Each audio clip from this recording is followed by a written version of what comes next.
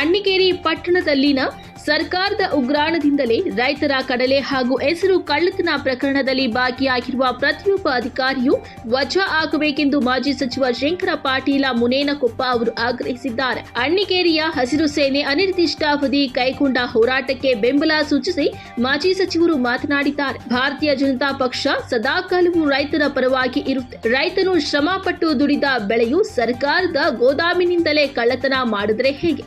ಇಂತಹ ಅಧಿಕಾರಿಗಳಿಗೆ ಕಠಿಣ ಶಿಕ್ಷೆಯಾಗುವ ಜೊತೆಗೆ ಅವರನ್ನ ನೌಕರಿಯಿಂದ ವಜಾ ಮಾಡಬೇಕು.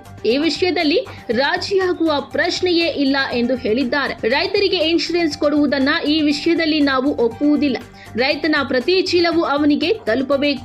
ರೈತರಿಗೆ ಅನ್ಯಾಯವಾದರೆ ಮುಂದಿನ ದಿನಗಳಲ್ಲಿ ತಮ್ಮದೇ ಆದ ರೀತಿಯಲ್ಲಿ ಹೋರಾಟ ಮಾಡಲಾಗುವುದು ಎಂದು ಎಚ್ಚರಿಕೆ ನೀಡಿದ್ದಾರೆ.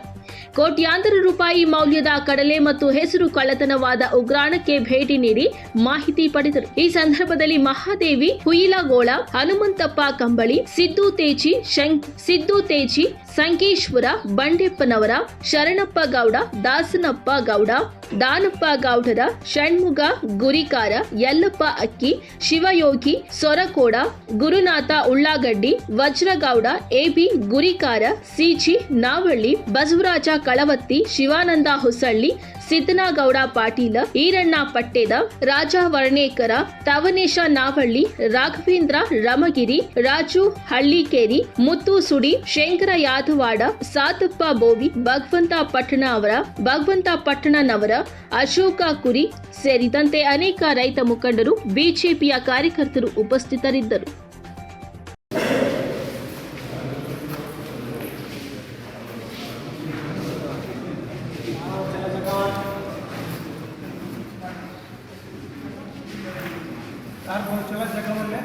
जगह कौन कर पाएंगे?